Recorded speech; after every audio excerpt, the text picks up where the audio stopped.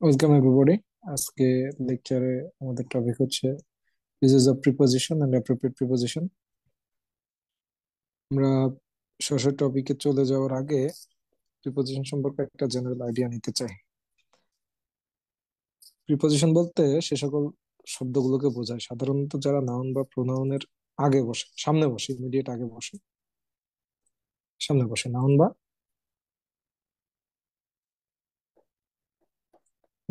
Pronoun, noun বা প্রোনাউনের আগে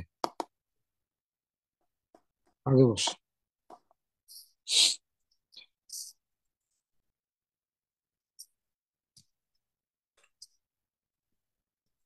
এবং একই সাথে এটা সেন্টেন্সের অন্যান্য শব্দের সাথে নাউন বা প্রোনাউনের সম্পর্ক যেটা সেটাকে প্রকাশ করে, অর্থাৎ নাউন বা প্রোনাউনের ইমিডিয়েট আগে যে শব্দগুলো বসে এবং একটা নির্দিষ্ট সেন্টেন্সের অন্যান্য শব্দের সাথে ওই নাউন বা প্রোনাউন সম্পর্ক, এটা হচ্ছে আগে, আর একটা হচ্ছে সম্পর্ক।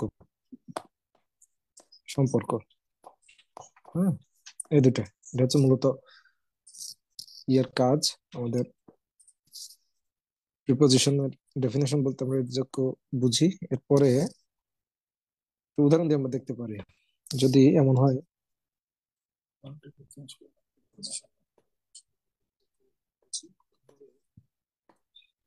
হচ্ছে the book is on the table.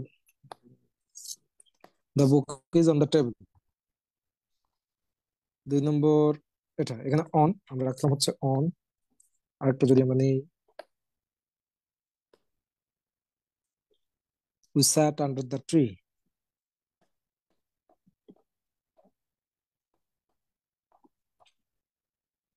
Under the tree, এটা আন্ডার। আর একটা অপশন যদি আমরা কনসিডার করি, the car is coming towards us. Towards,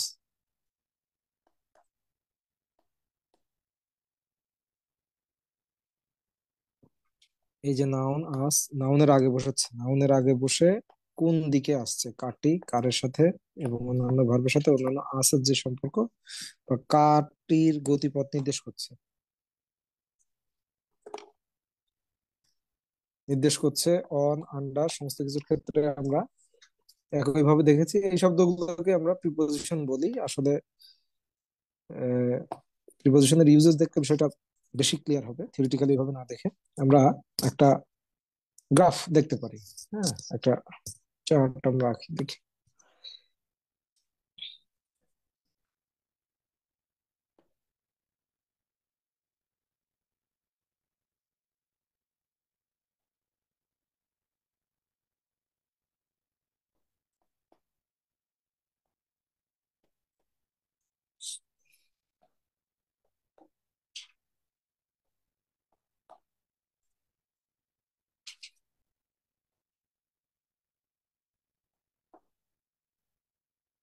আচ্ছা, এই যে বৃত্ত, এই বৃত্তের ভিতরে যদি থাকে কোনো কিছুর ভিতরে ইন, যদি সেটার সাথে ইমিডিয়েট থেকে থাকে, স্পর্শ হয়ে থাকে অন, যদি ভিতর দিয়ে যায় সেটা হবে থ্রু, ভিতরে সেট করে যদি যায় বা প্রবেশ করে ইনটু,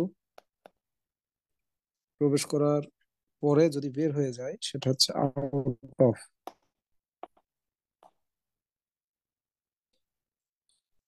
যদি ওই নির্দিষ্ট বস্তুর দিকে যায় সেটা হবে হচ্ছে টু,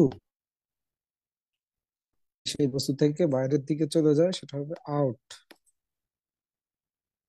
এটার উপরে যদি থাকে, উপরে, এর উপর দিয়ে যদি যায় সেটা হচ্ছে অ্যাবভ বা ওভার। যদি পাশ দিয়ে ঠেকে যায় এটা হবে বাই, যদি নিচ দিয়ে যায় তাহলে হবে বিলো বা আন্ডার। এটা হচ্ছে প্রিপোজিশনের বেসিক জিনিস। ইউজুয়ালি এইভাবে প্রিপোজিশনকে ব্যবহার করা হয় দিক, নির্দেশনা, স্পর্শ বা ডিরেকশন এগুলো বোঝানোর জন্য, নাউন বা প্রোনাউনের সাথে বাক্যের অন্যান্য যে শব্দগুলো রয়েছে সেই শব্দের সম্পর্ক বোঝানোর জন্য। ওকে, আমরা সরাসরি এবার প্র্যাকটিসে চলে যাই, দেখি আমাদের জন্য কি কি প্রশ্ন অপেক্ষা করছে। প্রথম প্রশ্ন, there was a small reception following the wedding. The word following, following, followingটা কি? Following is the word following in the above is a or an, এটা অ্যাডজেক্টিভ হতে পারে, অ্যাডভার্ব হতে পারে, নাউন হতে পারে, প্রিপোজিশন হতে পারে, এই জন্য আর্টিকেলে এ অ্যান অপশন দেওয়া রয়েছে। এখন ফলোইং দ্বারা কি বোঝাচ্ছে এই সেন্টেন্সে? There was a small reception following the wedding, অর্থাৎ বিয়ের পরেই, পরপরই রিসেপশনের আয়োজন করেছে, মানে একটা রিসেপশন ছিল। সেক্ষেত্রে link between verb and object, হ্যাঁ, ওয়েডিং এর সাথে রিসেপশনের একটা সম্পর্ক, ওয়েডিং এর সাথে রিসেপশনের একটা সম্পর্ক এই ফলোইং, ফলোইং দ্বারা বোঝানো হয়েছে, হ্যাঁ, তাই না? সাবজেক্ট আর ভার্বের মধ্যে একটা সম্পর্ক অন্য আর একটা শব্দ দিয়ে, স্পেসিফিক শব্দ দিয়ে বোঝানো হয়েছে, সেই শব্দটা এখানে ফলোইং বলতে পরে বোঝানো হচ্ছে। ফলোইং, ফলোইং অর্থ পরে, পরে বা পরপরই, এরকম আর কি, খুব অল্প সময়ের পার্থক্য বোঝানো হচ্ছে পরে। তাহলে আমাদের প্রিপোজিশনের যে সংজ্ঞা, সেই সংজ্ঞা অনুযায়ী আমরা কিন্তু এটাকে প্রিপোজিশন বলতে পারি, তাই না? প্রিপোজিশন সাবজেক্ট আর অবজেক্টের মধ্যে একটা সম্পর্ক, একটা লিঙ্ক স্থাপন করে দিচ্ছে। ওকে, নেক্সট কোশ্চেনে যাই আমরা, দেখি।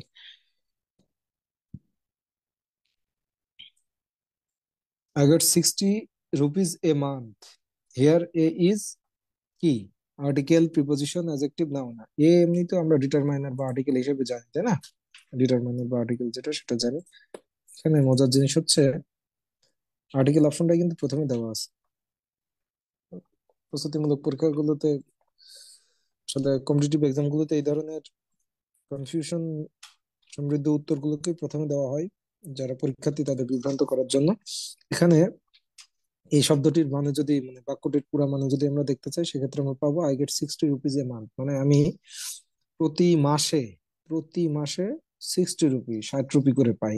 এ মানে এখানে পার, পার, প্রতি, প্রতি, পার মান্থ, প্রতি মাসে, প্রতি মাসে, প্রতি মাসে, তাই না? তাহলে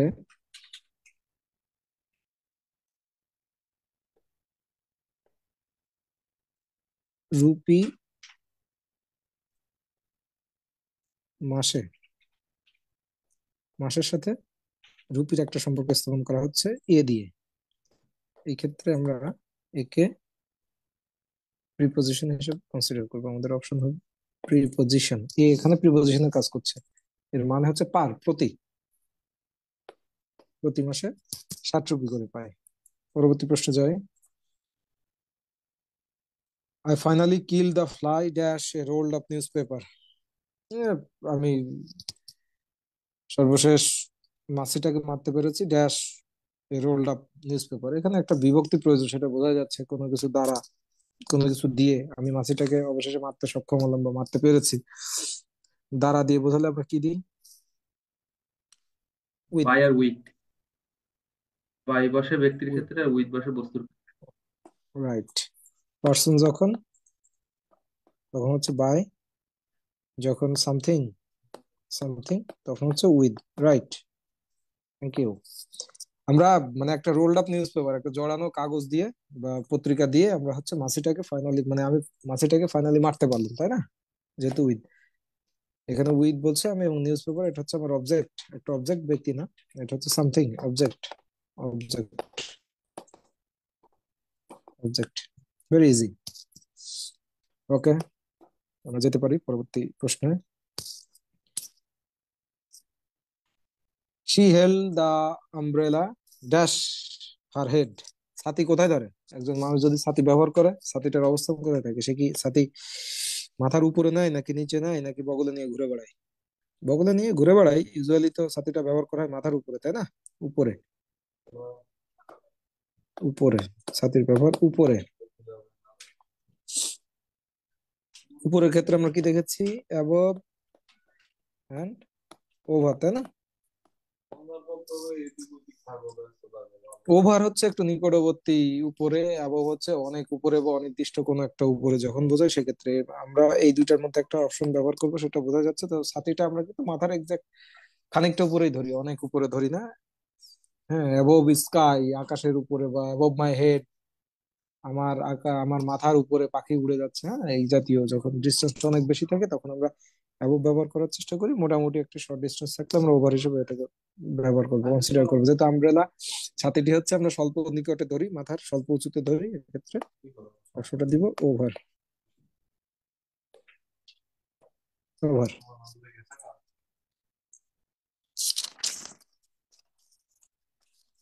আচ্ছা, আমরা পরবর্তী প্রশ্ন দেখি কি অবস্থা হচ্ছে আমাদের জন্য। 5, I am going to Dhaka dash the end of journey। একই সাথে I am going away dash the end of the month।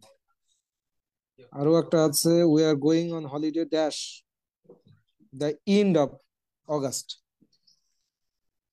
আমরা এই 5 নম্বর আর 6 নম্বর প্রশ্নটা একসাথে আনসার করব।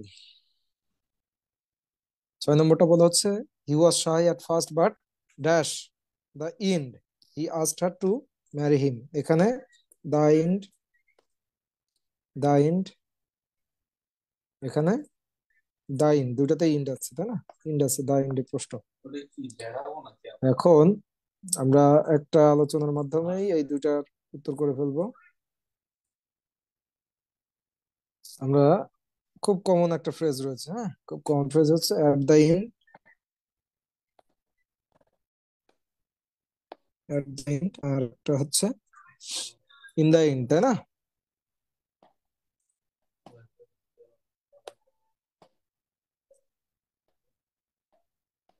ইন দ্য এন্ড,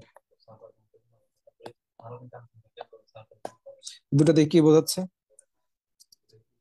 একই রকম, একই রকম অর্থ দাঁড়ায়। ইন দ্য এন্ড মানে শেষে, সর্বশেষ, পরিশেষে, এই জাতীয়। In the end, at the and, একই টাইপ অর্থ ব্যবহার করে। দুইটার মধ্যে সূক্ষ্ম যে পার্থক্য রয়েছে সেটা হচ্ছে ইন দ্য এন্ড বলতে সবকিছু শেষে, সব ধরনের হিসাব নিকাশ শেষে বোঝায় যেটা।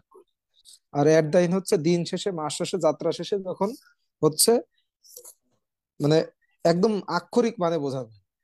যেমন আমরা ওই যে অনেক সময় বলি না যে আহ পুরুষ মানুষটি সিংহের মতো শক্তিশালী। এখানে কিন্তু পুরুষ আর সিংহের মধ্যে কি দেখানো হয়েছে, একটা তুলনা দেখা হয়েছে। প্রকৃতপক্ষে তো সিংহের মতো তার গায়ে শক্তি নেই, কিন্তু তার শক্তিটাকে মেজার করার জন্য, তার শক্তির যেই পরিমাপ সেটাকে বোঝানোর জন্য, অন্য কারোকে বর্ণনা করার জন্য আমরা একটা তুলনা করে দিই। কিন্তু কেউ যদি খুব কমন ভাবে, মানে খুব মানে নির্বিষ মনে ধরে নেয় যে ওই পুরুষের শক্তি প্রকৃতপক্ষে একটা সিংহের মতো, এই যে ধরে নেওয়াটা, প্রকৃতপক্ষে সে মনে করে নিচ্ছে ওই সিংহের শক্তি আর ওই পুরুষের শক্তি হচ্ছে সমান। এটা হচ্ছে আক্ষরিক অর্থ। আর যদি অভ্যন্তরীণ মানে যেটা, অন্তর্নিহিত মানে যেটা, এটাকে যদি আমরা প্রাধান্য দিই, এটা হবে আলংকরিক। যে আমরা বলছি যে গরম, আগুনের মতো গরম পড়ছে। গরম তো প্রকৃতপক্ষে আগুনের মতো পড়ে না, ওয়েদারের টেম্পারেচার সচরাচর এরকম হয় না, আমরা জাস্ট এর মাত্রাটা বোঝানোর জন্য। এইটা হচ্ছে আলংকারিক। আর যদি কেউ লিটারালি ধরে নেয় যে না, আগুনের যে তাপমাত্রা, প্রকৃতপক্ষে সেই তাপমাত্রায় এখন বিরাজ করছে অ্যাটমসফিয়ারে, সেইটা হবে আক্ষরিক। অর্থাৎ এট দ্য এন্ড হচ্ছে আক্ষরিক, আক্ষরিক বা লিটারাল, লিটারাল। আর এটা হচ্ছে আলংকারিক, আলংকারিক। তাহলে আমরা এই প্রশ্নটা দেখি, I am going to Dhaka at the end of journey. At তো আমি উত্তরটা বলেই দিলাম। তাই এন্ড অফ জার্নি, এখানে হচ্ছে জার্নি, এখানে হচ্ছে মান্থ, আর এখানে হচ্ছে অগাস্ট। স্পেসিফিক সবকিছুই আমরা পাচ্ছি, যেটা আক্ষরিক শব্দ ধরলে আমরা প্রকৃতপক্ষে মানেটা পাই। আমি আমার যাত্রার শেষে, আমি হচ্ছে এই মাসের শেষে, অগাস্ট মাসের শেষে, হ্যাঁ, এইগুলো লিটারালি ইয়ে করা যাচ্ছে, মানে একটা পয়েন্ট পাওয়া যাচ্ছে টাইমের, স্পেসিফিক পয়েন্ট অফ টাইম পাওয়া যায় যেটাতে, সেটার ক্ষেত্রে আমরা অ্যাট দা ইন ব্যবহার করব। সেটা সপ্তাহ শেষে হতে পারে, মাসের শেষে হতে পারে, আমার যাত্রার শেষে হতে পারে, আমার ক্লাসের শেষে হতে পারে, আমার ব্রেকফাস্টের শেষে হতে পারে, আমার ডিনারের শেষে হতে পারে, আমার লাঞ্চের শেষে হতে পারে। হ্যাঁ, 2015 সালের পরে হতে পারে, 2050 সালের পরে হতে পারে, যেখানে এক্সাক্ট পয়েন্ট অফ টাইম পাবো সেই ক্ষেত্রে আমরা এট দা এন্ড ব্যবহার করব। আর যেখানে আমরা আলংকরিক অর্থ পাবো, হ্যাঁ, আমরা পরবর্তী কোশ্চেন যদি দেখি, he was shy at first but dash the he asked her to marry him. এখানে এক্সাক্ট সময়টা আমরা বুঝতে পারছি না কতটুকু সেটা, মানে সে প্রথম প্রথম খুব লাজুক ছিল, কিন্তু পরবর্তী সময়ে মানে সর্বশেষ পরিস্থিতিতে বা পরিশেষে সে তাকে বিয়ে করার কথা জিজ্ঞেস করতে সমর্থ হয়, এই জাতীয় একটা কিছু বলার চেষ্টা করছে। এখন সে কতদিন লাজুক ছিল, একদিন ছিল না 10 দিন ছিল নাকি 1 ঘন্টা ছিল নাকি 10 বছর ধরে তার লজ্জা কাটেনি, স্পেসিফিক আমরা বুঝতে পারছি না, টাইম ফ্রেমটা স্পেসিফিক উল্লেখ নাই, কিন্তু আমরা এটা বুঝতে পারছি যে কিছু একটা পরিশেষে এই জাতীয় ঘটনা, তার যে লজ্জার যে পরিসীমা, সেই পরিসীমাটা সে যখন উতরাতে পেরেছে তখন সে অবশেষে ওই যে বিয়ে করার জন্য যে প্রস্তাব দেওয়া সেই প্রস্তাবটি দিতে পেরেছে। হ্যাঁ, মানে আমরা পাচ্ছি, আইডিয়াটা পাচ্ছি, কিন্তু এক্সাক্ট পয়েন্টটা পাচ্ছি না, কোন পয়েন্টে গিয়ে উনি এই যে প্রস্তাবটি দিয়েছেন সেই এক্সাক্ট পয়েন্ট পাচ্ছি না, সেটা মার্চ মাসের 5 তারিখে নাকি 2035 সালে, নাকি হচ্ছে দুপুর 5টার সময়, নাকি হচ্ছে 1 সপ্তাহ পরে, এইটা আমরা পাচ্ছি না, কিন্তু বুঝতে পারছি একটা সার্টেন টাইমের পরে দিচ্ছে। এই ক্ষেত্রে আমরা ব্যবহার করব ইন। এটা হচ্ছে ইন দা এন্ড, এখানে হবে ইন দা এন্ড। এটা হচ্ছে আমাদের উত্তর, ইন দা এন্ড। আর আগের ক্ষেত্রে যেখানে আমরা স্পেসিফিক পয়েন্ট অফ টাইম পাচ্ছি, এইখানে এট দা এন্ডে হচ্ছে স্পেসিফিক পয়েন্ট অফ টাইম পাবো আমরা, পয়েন্ট অফ টাইম পাচ্ছি। স্পেসিফিক পয়েন্ট অফ টাইম হচ্ছে জার্নি, মান্থ, অগাস্ট, তাই না? এক্ষেত্রে আমরা দিব এট। ক্লিয়ার? ওকে, পরবর্তীতে যাই আমরা।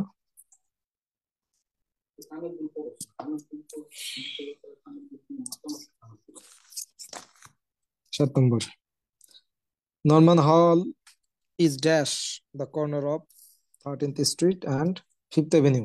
দুইটা অ্যাড্রেস দেখছি না আমরা এখানে, এট দ্য কর্নার। কর্নার মানে কি? কোনায়, কোনায়, কোনা। তো কোনা কোথায় হয়? যেখানে দুইটা জিনিস ইন্টারসেপ্ট করে, একটা আরেকটাকে ছেদ করে, তাই না? এই জাতীয় বিষয় আর কি, একটা একটা ক্রস করে, এই জাতীয়। সেটা কি? 13th street and 5th avenue, যেখানে মিলিত হয়েছে এইখানে নরমান হল। নরমান হলটা এই জায়গায়, নরমান হল এইখানে। এই সাইডে ধরলাম 13th স্ট্রিট, আর এটা ধরলাম হচ্ছে আমরা 5th avenue. 5th avenue, Norman হলটা এই জায়গায়। যখন এই জাতীয় হচ্ছে দুই রাস্তার মোড় বা এই জাতীয় কিছু বোঝাবে, দুইটা রাস্তার আড়াআড়ি পজিশন, দুইটার কর্নার, এই জাতীয় কোনো কিছু, সেক্ষেত্রে আমরা ব্যবহার করবো হচ্ছে অন। অন, আমরা যে বৃত্ত আঁকছিলাম না, বৃত্ত যে টাচ করে যেখানে থাকে অন, ওই কনসেপ্ট অন। তাহলে উত্তরটা কি দাঁড়াচ্ছে? Norman Hall is on the corner of 13th street and 5th avenue. Okay, next question দেখা যাক। 8 নম্বর question, now it is just 12 o'clock dash my watch. Tricky একটা কোশ্চেন, মানে আমার ঘড়িতে, আমরা বাংলা অর্থ বুঝতে পারছি, আমার ঘড়িতে এখন 12টা বাজে, এক্সাক্ট 12টা, just 12 o'clock। Just, just, just 12 o'clock বলতে এখানে এক্সাক্ট 12 o'clock, এক্সাক্ট, একদম এক্সাক্ট বলতে এক্সাক্টই। এখানে যদি 1, 2, 3, এখানে -1, এখানে যদি -2 থাকে, এখানে একটা জিরো ধরলাম আছে। যদি এক্সাক্ট আমরা 2 কে বোঝাই, দুই, দুইয়ের এই 3ও না, একও না, অন্য কোনো কিছু না, এক্সাক্ট 2। হ্যাঁ, এখানে তো ওই ঘড়িতে হচ্ছে এক্সাক্ট 12টা বোঝাচ্ছে, জাস্ট 12 o'clock।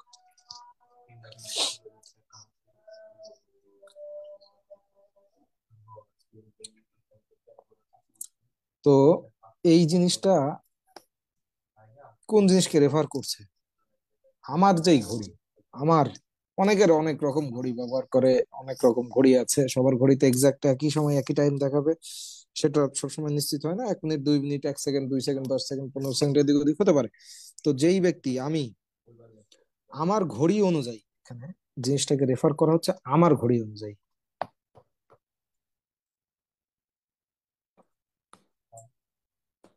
আমার ঘড়ি অনুযায়ী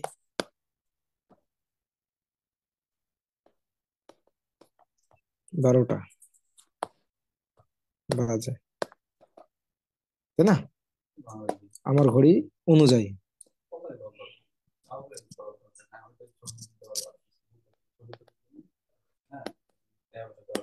অ্যাকর্ডিং টু মাই ওয়াচ, আমার ঘড়ি অনুযায়ী, তাই না? এই ক্ষেত্রে আমরা সবসময় ব্যবহার করব বাই।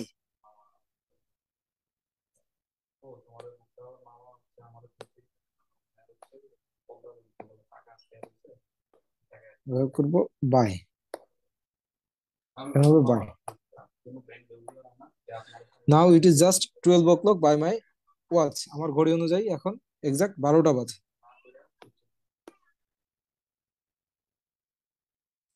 পরবর্তীতে যাই দেখি নম্বরে কি আছে।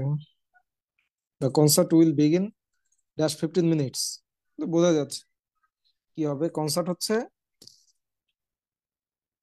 প্রিসাইজ, এইখানে একটা জিনিস আছে, বর্তমান সময় থেকে ভবিষ্যতে কোনো নির্দিষ্ট সময়ের কিছু ঘটার ঘটনা এখানে বর্ণনা করা হয়েছে। বর্তমান সময় এক্সাক্ট যেই সময়, will begin, the concert will begin dash 15 minutes, কিন্তু এখন যে সময় রয়েছে সেই সময় থেকে 15 মিনিট, এক্সাক্ট 15 মিনিটের মাথায় গিয়ে একটা ঘটনা ঘটবে, সেটাকে বর্ণনা করা হয়েছে এখানকার। এখনকার যে সময় সেই সময় থেকে এক্সাক্ট 15 মিনিটে, হ্যাঁ এক্সাক্ট 15 মিনিটে, এই ক্ষেত্রে যখন হবে তখন হচ্ছে আমরা ব্যবহার করব ইন। আমাদের উত্তর হবে ইন, ইন 15 মিনিটস। কনসার্ট এখন থেকে 15 মিনিটের মধ্যে শুরু হবে, এক্সাক্ট 15 মিনিট, অর্থাৎ এখন যদি 10টা বাজে, এখন যদি 10টা, তাহলে এক্সাক্ট 10টা 15-তে শুরু হবে। হুম, এক্সাক্ট 10টা 15-তে শুরু হবে। এই জিনিসটা এই বাক্য দিয়ে ইন্ডিকেট করা হয়েছে। এই জাতীয় ক্ষেত্রে যখন হবে তখন আমরা কি করব, ইন ব্যবহার করব। ইন 15 মিনিটস, এখন থেকে 15 মিনিটের মাথায়, হ্যাঁ 15 মিনিটের মাথায় প্রিসাইজলি 15 মিনিটস গিয়ে কনসার্টটা শুরু হবে।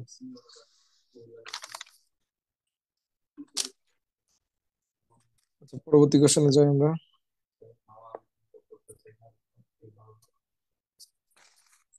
10 নম্বর, I hope the train is running dash time, the train is running dash time. কোনো কিছু সময় মতো, কোনো কিছু সময় মতো, সময় মতো বা সঠিক সময়, সঠিক সময়ে, বা আরো বলতে পারি পাংচুয়ালি। পাংচুয়ালি, আমরা পাংচুয়াল কাদের বলি? যারা সময় অনুযায়ী কাজ করে, যেখান মানে যেই সময় আসার কথা সেই সময় আসে, যেই সময় যাওয়ার কথা সেই সময় যায়, সময় একদম সময়টাকে যারা স্ট্রিক্টলি মেনটেন করে তাদেরকে আমরা পাংচুয়াল বলি। এই পাংচুয়ালিটির বিষয়ে যখন আসবে তখন, সময়ের সাথে সম্পর্কিত তো অবশ্যই, পাংচুয়ালিটির বেসিক এলিমেন্টই হচ্ছে সময়। পাংচুয়ালিটির প্রশ্ন যখন আসবে, সময়কে যখন নির্দিষ্ট করে বলা হবে যে সময় মতো সবকিছু করে বা করছে বা করেছিল, তখন সেই ক্ষেত্রে সবসময় আমরা অন টাইম ব্যবহার করব। অন টাইম, সময় মতো, on, on time. I hope the train is running on time, the train is running on time. আমার মানে আমি আশা করি ট্রেনটি সময় মতো চলছে, আর একজন বলছে যে হ্যাঁ ট্রেনটি সময় মতো চলছে বা সময় মতো আছে, ট্রেনটা সঠিক সময়ে রয়েছে, লেটেও নাই আগেও নাই। ক্লিয়ার? পরবর্তী, next question. 11, Quddus comes to work dash car, but I prefer to come dash foot. Quddus, আমরা বুঝতে পারছি কুদ্দুস কাজে আসে গাড়ি নিয়ে, আর আমি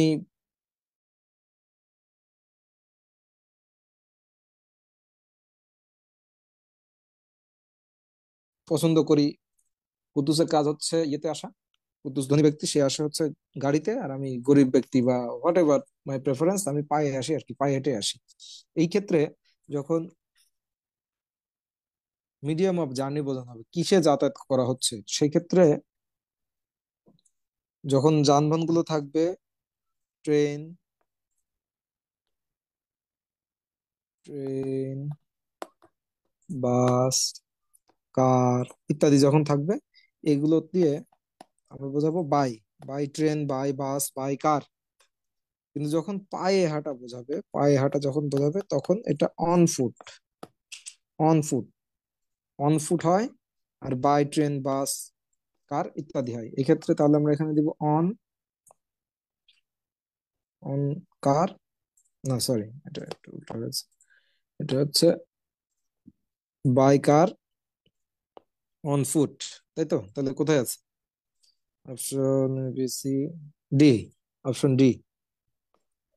Quddus comes to work by car but I prefer to come on foot. Quddus গাড়িতে করে আসে কাজ করতে, আর আমি পায়ে হেঁটে আসতে পছন্দ করি। Okay, next question.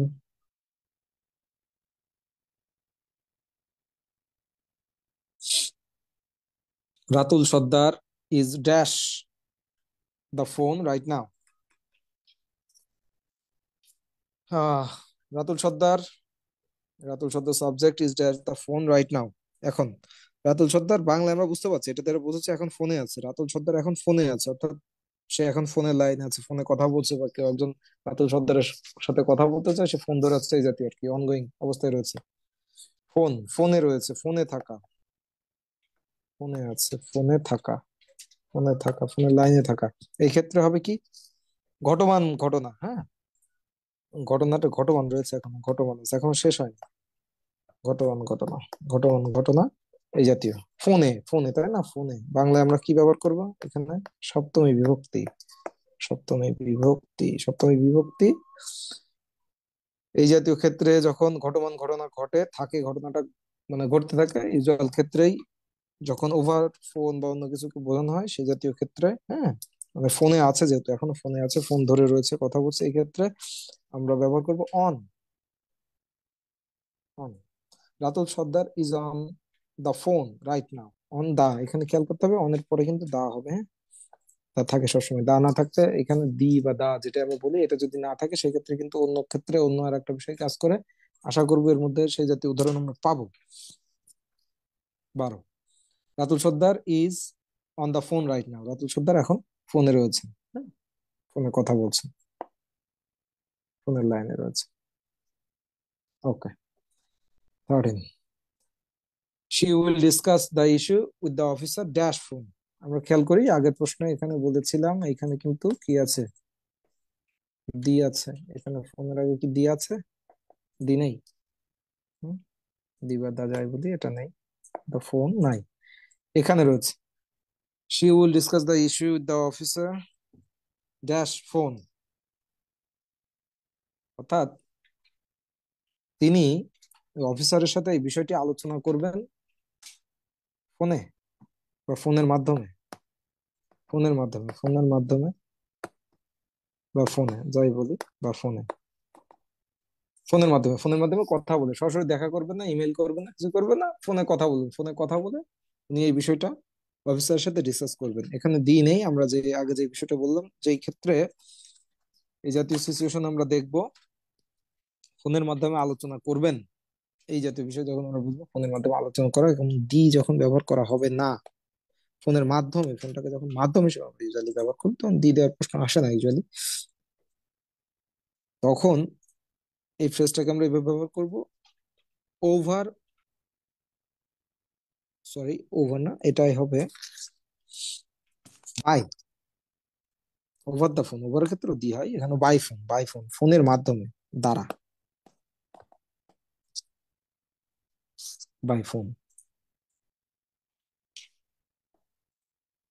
She will discuss the issue with the officer by phone. ফোনের মাধ্যমে, এটা করণ কারকের মতো অবস্থা আর কি, দ্বারা দেওয়ার ক্ষেত্রে করণ কারক।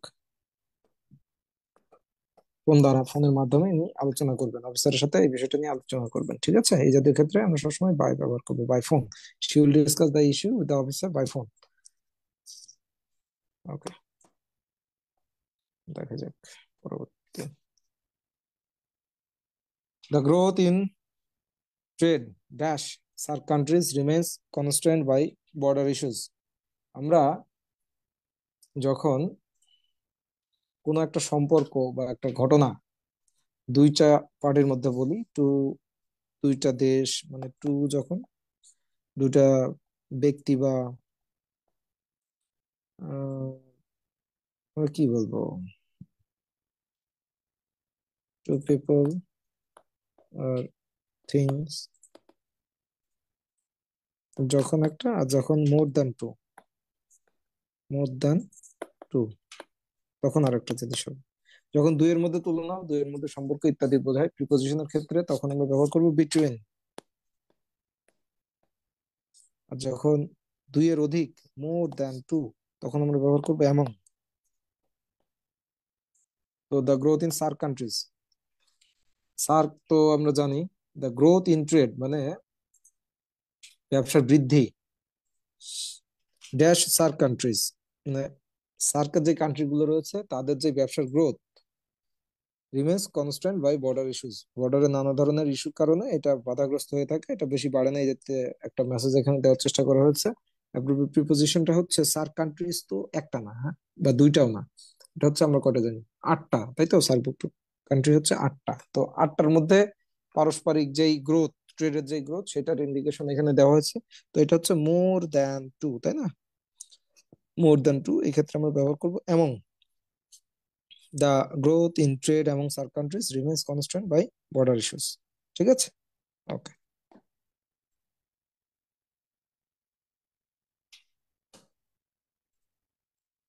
15, the charge of murder was brought dash him. এই চলে এসেছে আমাদের প্রিপোজিশনাল ফ্রেজের খেলা। প্রিপোজিশনাল ফ্রেজ, প্রিপোজিশনাল ফ্রেজের খেলা চলে আসছে।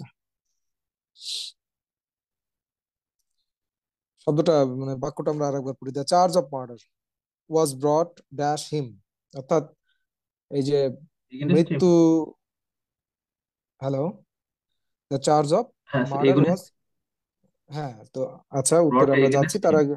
হ্যাঁ, ইয়েস, অবভিয়াসলি এগেনস্ট হবে, লজিকটা আমরা একটু দেখার চেষ্টা করি। মানে ওই হিম কোন একজন ব্যক্তির কথা বলছে যার বিরুদ্ধে, তাই না? সবসময় আমরা যে চার্জ চার্জ করা মানে কি করা, অভিযুক্ত করা, তাই না? অভিযুক্ত করা, চার্জ নিয়ে আসা, তার বিরুদ্ধে অভিযুক্ত করা, অভিযুক্ত করা, অভিযুক্ত করা, অভিযুক্ত করা মানে হচ্ছে অভিযোগ দেওয়া। তো আমরা কি করি, অভিযোগ সবসময় একজন আরেকজনের বিরুদ্ধে দিই, বা একজন আরেকটা জিনিসের বিপরীতে দিই, তাই না? অভিযোগ সবসময় বিরুদ্ধে দেওয়া হয়, বিরুদ্ধে। বিরুদ্ধের ক্ষেত্রে আমরা যেটা জানি সেটা হচ্ছে এগেইনস্ট। তাহলে চার্জ এগেইনস্ট সামবডি।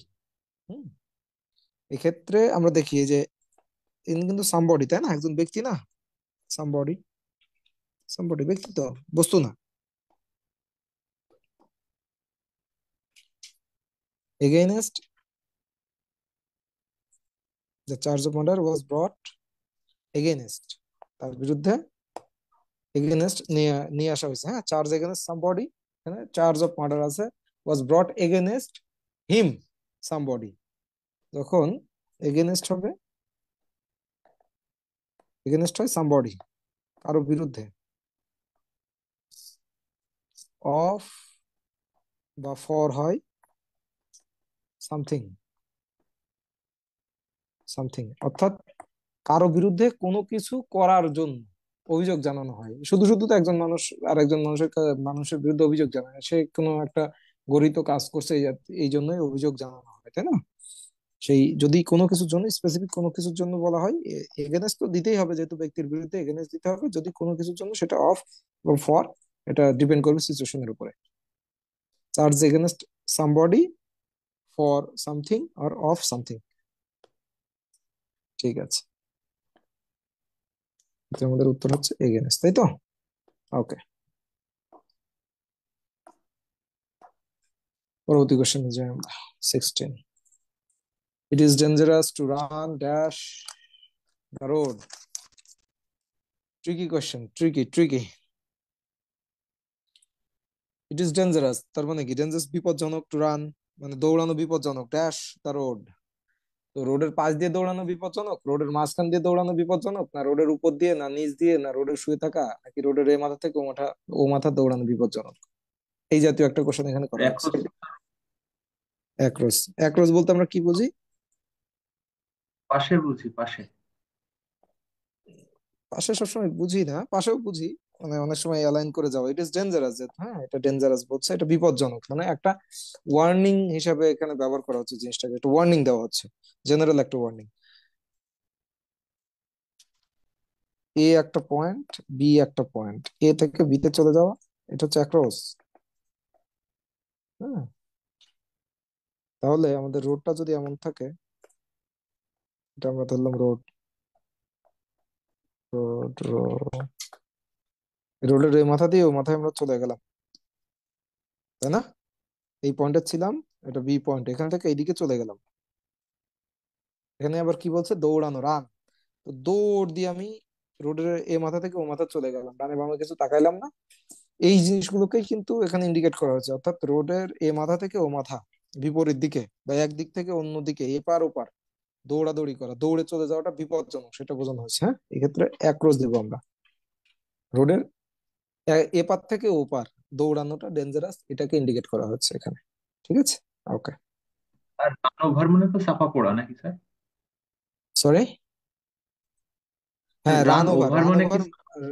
হ্যাঁ হ্যাঁ, রান ওভার হচ্ছে চাপা পড়া। ওইটা রান ওভার তো ইউজুয়ালি সচরাচর ব্যক্তি ব্যক্তিকে রান ওভার করে না, সেটার জন্য হচ্ছে যদি কোনো ভেহিকেলের কোনো সিচুয়েশন থাকে, মানে ট্রাকে চাপা দিয়ে দিবে বা বাসে চাপা দিয়ে দিবে বা প্রাইভেটে চাপা দিয়ে দিবে, ওই সিচুয়েশন গুলোতে রান ওভার হয়। সেটা সেন্টেন্সের স্ট্রাকচারটাও একটু ভিন্ন হবে সেক্ষেত্রে। ঠিক আছে, আমরা যে কোনো জায়গায় উত্তর করার আগেই সবসময় হচ্ছে একটা সেকেন্ড থট দিব, 1 সেকেন্ড বা 2 সেকেন্ডের জন্য সেকেন্ড থট দিব, যে আমি অপশনগুলো একটু দেখি আসলে কি দেওয়া আছে, শব্দগুলো একটু বসিয়ে দেখি কি হচ্ছে। আমার 1 সেকেন্ড 2 সেকেন্ড এক্সট্রা লাগবে, but it will be very helpful and fruitful. Okay, পরবর্তী প্রশ্ন যায়। 17, the view dash the open window is very pretty, তাই না? মানে ওপেন উইন্ডোর থেকে কিছু একটা ভিউ, বা যেহেতু উত্তরটা এখনো বলছি না, মানে ওপেন উইন্ডোর মাধ্যমে, ওপেন উইন্ডো দিয়ে কোনো একটা ভিউ পেলে সেটা ভেরি প্রিটি, এই জাতীয় কিছু একটা ইন্ডিকেট করা হচ্ছে। অর্থের উপরে অপশনগুলো আমাদেরকে কনসিডার করতে হবে, the view at by through to, তাই তো? স্যার, আমরা যদি জানালা, আমাদের এমনি জানালার স্ট্রাকচার কেমন, এই ধরলাম তাই না, এইরকম পার্ট আর কি, জানালা এদিকে একটা পার্ট থাকে, এদিকে আর একটা পার্ট থাকে, এরকম তাই না? এটা যদি বদ্ধ থাকে বা বন্ধ করা থাকে, সেক্ষেত্রে জানালাটা ক্লোজ, যখন যখন ক্লোজ থাকবে তখন কি আমরা জানালার ভিতর দিয়ে কিছু দেখতে পারি? পারি না, তাই না? জানালাকে ব্যবহার করতে গেলে আমাদের পার্টটাকে কি করতে হবে? খুলতে হবে, জানালাটাকে খুলতে হবে। হ্যাঁ, যখন এটা ফ্রেশ থাকবে এখান থেকে এই ভিউটা আমরা দেখতে পারবো, এখান দিয়ে বাইরের ভিউ। জানালা যখন খোলা থাকবে, জানালার বাইরের যে ভিউ আছে আমরা জানালার ভিতর দিয়ে সেটা দেখতে পারবো। তো ওই যে আমরা প্রথমে বৃত্ত আঁকছিলাম, একটা মনে আছে? এই মাথা দিয়ে ঢুকে ওই মাথা দিয়ে বের হয়ে গেছে, যেটা আগাগোড়া এফোড় ওফোড় হয়ে গেছে, সেটাকে আমরা কি বলি? থ্রু। থ্রু। ও, ওপেন উইন্ডো, আমরা উইন্ডোর একটা রুমের মধ্যে বসে আছি, আমি যদি জানালাটা খুলি এবং বাইরে তাকাই, তাহলে আমি জানালার ভিতর দিয়ে, জানালার এই মাথা থেকে ওই মাথা থেকে ফেললাম না, একদম মানে ছিদ্র করে দেখার মতো আর কি, এই জাতীয়। এই জাতীয় সিচুয়েশন যখন হবে, থ্রু মানে হচ্ছে, থ্রু কে ইউজালি যখন ভায়া বা এই যে মানে ব্যাপ্তি বুঝিয়ে যখন এই জিনিসগুলোকে ব্যবহার করা হয়, তখন হচ্ছে ইউজালি থ্রু কে আমরা ইউজ করি। হ্যাঁ, ব্যাপ্তি, একটা বিশাল ব্যাপ্তি বোঝানো হয়, যে আমি এই যে জানালা দিয়ে তাকাইলাম, বাইরে তো একটা বিশাল পৃথিবী আমার সামনে, এই জাতীয়। এবং আরো মজার জিনিস হচ্ছে, জানালার ভিতর দিয়ে তাকাচ্ছি, কিন্তু আমি সাইড দিয়ে তাকাচ্ছি না, পুরো জানালাটা আমি ওপেন করে দিয়েছি, জানালার পুরা ভিউ যেটা, এই মাথা থেকে দেয়ালের এই মাথা থেকে ও মাথাটা আমি জানালার মাধ্যমে দেখছি। হ্যাঁ, এটা থ্রু। ওকে, 17 গেল।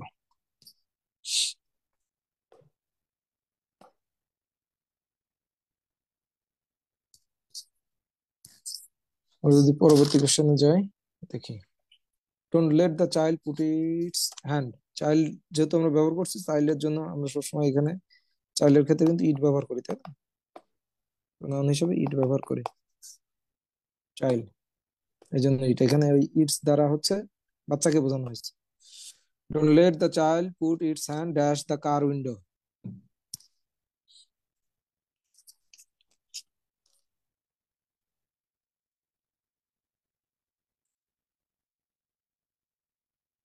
এটা কি ইনসাইড হবে sir? Don't let the child put it's hand inside the car window, শব্দটার মানে সুন্দর হচ্ছে তাই না? কাট অফ, এটা শব্দের কাট সাথে অফ বড় এখানে কি? হওয়ার সুযোগ নেই। হ্যাঁ মানে সুন্দর লাগছে, ভালোটা আমরা অপশন গুলো যাচাই করে শুনতে ভালো লাগছে না। ইন, ইন তো হচ্ছে আপনার একদম ভিতরে হচ্ছে, এটা একটা দেওয়া যায় অ্যাক্রস এখানে। এটাকে আমরা এবার শব্দগুলোর অন্য অপশন গুলো তুলনা করি। Don't let the child put it's hand dash the car window. আচ্ছা, যদি একটা গাড়ি চলমান থাকে, আমরা এই যে যখন গাড়িতে যাতায়াত করি বা এই করি ওই করি, তখন আমাদেরকে যে হেল্পার সাহেব যারা থাকেন বা সুপারভাইজার সাহেব যারা থাকেন, তারা আমাদের একটা জেনারেল ওয়ার্নিং দেয় না, যে স্যার বা ভাই আপনি জানালা দিয়ে মাথা বাইরে বের করেন না বা হাত বাইরে বের করেন না, কেন দেয়? চলমান অবস্থায় থাকলে কি হয়? চলমান অবস্থায় থাকলে কি হয়? এটা হচ্ছে বাড়ি লেগে অন্য কোনো গাছ বা অন্য কোনো গাড়ির আঘাতে আমাদের মাথা বা হাত হচ্ছে বিচ্ছিন্ন হয়ে যেতে পারে, আঘাতপ্রাপ্ত হতে পারে। তাহলে জিনিসটা হচ্ছে, বাচ্চাটা গাড়ির ভিতরেই রয়েছে, অলরেডি ভিতরেই রয়েছে, আমরা এখানে একটা ওয়ার্নিং দিচ্ছি, ডোন্ট লেট। ডোন্ট লেট একটা ওয়ার্নিং দিচ্ছি, তাকে একটা না বোধক এমন কিছু করতে বলছি যেটা থেকে তার ক্ষতি হতে পারে। তাহলে ইনসাইড আর ইন তো হচ্ছে না, কিন্তু সেক্ষেত্রে সে গাড়ির ভিতরে হাত ঢুকাবে না, সে গাড়ির বাইরে হাত হাত দিয়ে দিবে, তাই না? বাইরের দিকে, এটা যদি গাড়ি হয় গাড়ির থেকে বাইরে দিয়ে দিবে। এই ক্ষেত্রে এখানে আমাদের একটা অপশন বাকি থাকছে অ্যাক্রস। কাট অফ যেহেতু আমরা দিতে পারছি না, জানালা দিয়ে, জানালা দিয়ে বাচ্চাটার হাত বাইরে বের করতে দিও না, এটাই বাক্যে মূলত ব্যবহার করা হচ্ছে। সে জানালা থেকে একটু বের করলো, সেটা 1 ইঞ্চি বের করুক বা এক হাত পুরোটাই বের করুক, পুরোটাই কিন্তু ডেঞ্জারাস। এই জন্য জানালা দিয়ে অ্যাক্রস, অ্যাক্রস দা কার উইন্ডো, তাকে তার হাতটা বের করতে মানা করা হচ্ছে। হ্যাঁ, এটা আমরা ব্যবহার করব ক্রস, অ্যাক্রস দা কার উইন্ডো। ঠিক আছে, ওকে পরবর্তী যাই। The family doesn't feel dash going out this season. Ah,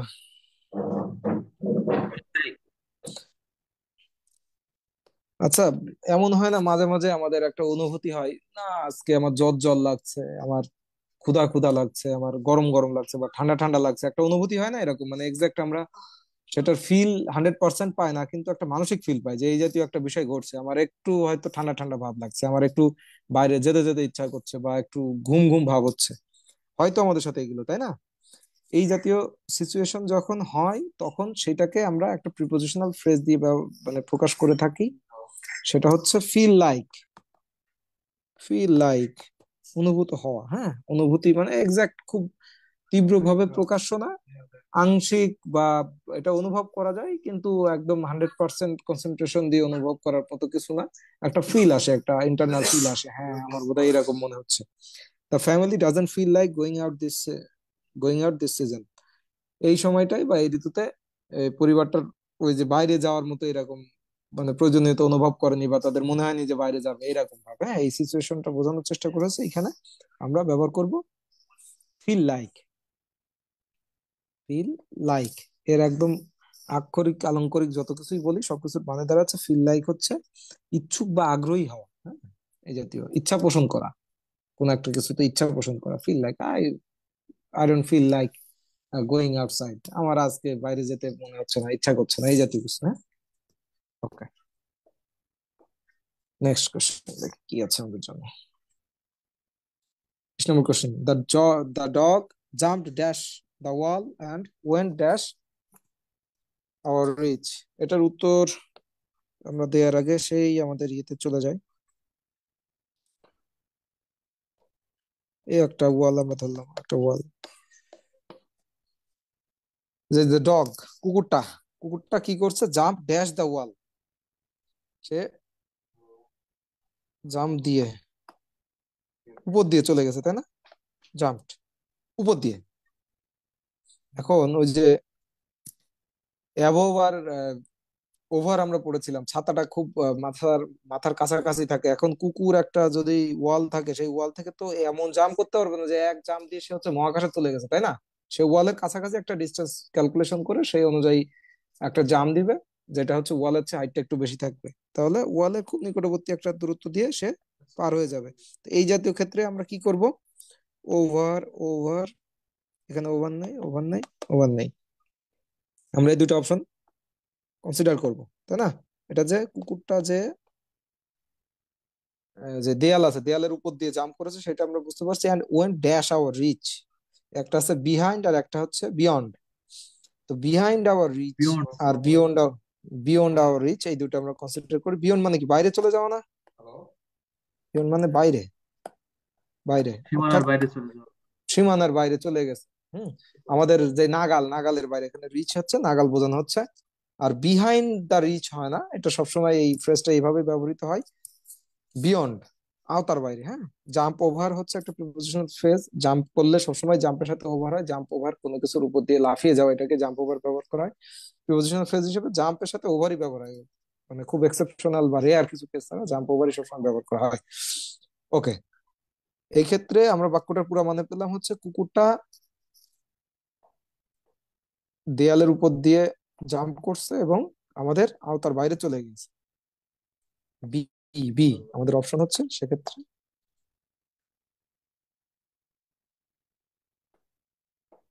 over the wall beyond our reach. ঠিক আছে, ওকে, নেক্সট কোয়েশ্চেন যাই আমরা। 21, she has been accused dash murdering her husband. একটু স্টপ হবে, দোষারোপ করে। অ্যাকিউজ এর বাংলা কি? দোষারোপ করা। দোষ দেওয়া, তাই না? দোষারোপ করা, দোষারোপ করা। এখানে আমরা দেখছি এখানে মার্ডারিং আইএনজি আছে, আইএনজি হলে ইউজুয়ালি টু হয় না, সেটা আমরা জানি। টু যেহেতু কোনো অপশনে নাই, সবসময় মনে রাখবেন একটা ফ্রেজে একটা প্রিপোজিশন ফ্রেজ আছে হচ্ছে accuse of, accuse of, accuse of something, accuse of something. Something মানে হচ্ছে ডুইং সামথিং আর কি, অ্যাকিউজ অফ ডুইং সামথিং। কোনো কিছু করার জন্য দোষারোপ করা, কোনো কিছু অ্যাকিউজ করতে গেলে কোনো কিছু ব্যক্তির চেয়ে সবার আগে ওই বস্তুটা লাগবে, কোনো একটা কিছু করেছে এই কারণেই তাকে অ্যাকিউজ করা হচ্ছে। হ্যাঁ, দেখেন এখানে অ্যাকিউজ করা হচ্ছে মার্ডার করার জন্য। She has been accused dash murdering her husband, সে তার স্বামীকে মারছে, তার স্বামীকে খুন করছে, এটার অভিযোগ বা এটার দোষারোপ তাকে করা হচ্ছে। অ্যাকিউজের পরে অফ, তাই না? আমাদের উত্তর হবে accuse of. She has been accused of murdering her husband. Okay, যাই হচ্ছে 22-এ। Everything hinges dash what happens next, everything, sorry, the whole case hinges dash this point. আচ্ছা, আমরা এটার উত্তরে যাওয়ার আগে কয়েক কয়েকটা ছোট ছোট জিনিস আমরা লিখে নিই। সেটা হচ্ছে ডিপেন্ড, রিলাই, কাউন্ট, এগুলো সব একই জিনিস। এগুলোর মানে হচ্ছে নির্ভর, নির্ভর করা। এর সাথে এদের একটা চাচাতো ভাই আছে, তার নাম হচ্ছে হিঞ্জ। এই সবগুলার সাথে হচ্ছে অন, এনার সাথে হচ্ছে আপন। অন বা আপন অলমোস্ট সেম জিনিস ব্যবহার করে, যেমন টু বা টুয়ার্ডস। হ্যাঁ, এরকম এরকম টাইপের। হ্যাঁ, ডিপেন্ড আপন দিলেও হয়, অন দিলেও হয়। হুম, হিন্স আপন, অর্থাৎ এর মানে কি, নির্ভর করা, তাই না? Everything hinges dash what happens next, সমস্ত কিছু নির্ভর করছে পরবর্তী কি ঘটে তার উপরে, তাই না? অন দা টেবিল, টেবিলের উপরে বইটা আছে। অন আপন একই জিনিস বোঝায়, অন বা আপন। এখানে তো আমাদের কি আছে, আপন আছে না অংশে, আমরা এটা এভাবে মেমোরাইজ করবো, ডিপেন্ড, রিলাই, কাউন্ট, হিঞ্জ। এগুলো সবগুলো মানে হচ্ছে নির্ভর করে, সবগুলোর সাথে অন বা আপন হবে। হ্যাঁ, এভরিথিং, এভরিথিং হিঞ্জেস আপন হোয়াট হ্যাপেন্স নেক্সট। আর হচ্ছে পরবর্তী হচ্ছে দা হোল কেস হিঞ্জেস আপন দিস পয়েন্ট, এই পয়েন্টের উপরে মানে সমস্ত কেসটা নির্ভর করছে। হ্যাঁ, তারপরে কি পরবর্তীতে ঘটে তার উপর সমস্ত কিছু নির্ভর করা হচ্ছে। এই জাতীয় ক্ষেত্রে ডিপেন্ড, রিলাই, কাউন্ট, হিন্স, আপন বা অন বসবে এগুলো শেষে, নির্ভর করা। ঠিক আছে, জন্য উত্তরটা হচ্ছে আপন। ওকে, পরবর্তীতে যাই আমরা। 23, there is no hindrance dash he is going, এখানে দেয়ার আছে, দেয়ার হবে। হ্যাঁ, এখানে একটা ই হবে, there. There is no hindrance dash he is going there, একটা প্রিপোজিশন ফ্রেজ আছে। এগুলো সব এখন আমরা প্রিপোজিশনাল ফ্রেজ পড়ছি। হিন্ড্রেন্স, হিন্ড্রেন্স, হিন্ড্রেন্স হচ্ছে বাধা, বাধা, বাধা। এই হিন্ড্রেন্সের সাথে সবসময় টু বসে, হিন্ড্রেন্স টু। এর কিছু চাচাতো মামাতো ভাই আছে, ব্যারিয়ার আছে, ব্যারিয়ার, অবস্ট্রাকল, অবস্ট্রাকল, এগুলো সবগুলোর সাথে টু বসবে, টু বসবে। সবগুলোর মানে হচ্ছে বাধা, কোনো কিছু করতে যাওয়ার বাধা, কোনো জায়গায় যায় মানে যেতে যাওয়ার বাধা, কোনো কিছু ঘটনা ঘটার প্রতি বাধা, এগেনস্ট যে বাধা সেইগুলো। হ্যাঁ, এই সমস্ত কিছুর সাথে টু, প্রিপোজিশনাল ফ্রেজ হচ্ছে to. There is no hindrance to his going there. এখন মজার জিনিস হচ্ছে এই যে hindrance to, barrier to, obstacle to, এই ক্ষেত্রে কিছু কিন্তু হচ্ছে মানেটা খেয়াল করতে হবে। হ্যাঁ, মানেটা খেয়াল করতে হবে। এর শেষে একটা অবজেক্ট দেওয়া আছে কিনা, একটা কোন জাতীয় বা পজিটিভ নাউন বা পজিটিভ অ্যাডজেক্টিভ দিয়ে, সরি পজিটিভ অ্যাডজেক্টিভ বা প্রোনাউন দিয়ে কোনো একটা বিশেষ বিষয়কে নির্দেশ করা হয়েছে কিনা সেটা খেয়াল করতে হবে। অর্থাৎ একটা বাধা আর একটা জিনিসের থেকে আসবে। হ্যাঁ, একটা ঘটনা ঘটার বাধা আর একটা জিনিসের মাধ্যমে, এক ব্যক্তিকে বাধা আর এক ব্যক্তি দেবে, ইত্যাদি ইত্যাদি। বাধার জন্য দুইটা জিনিস লাগবে সবসময়, একটা জিনিস আর একটা জিনিসকে বাধা দিবে, এটা খেয়াল রাখতে হবে। ওকে, এটার উত্তর হচ্ছে টু, হিন্ড্রেন্স টু। ওকে, আমরা পরবর্তী কোশ্চেন যাই। 24. He has paid the penalty dash his crime dash 5 years in prison. সুন্দর একটা জিনিস, একটু টেন্সেরও একটু ভাবসাব আছে।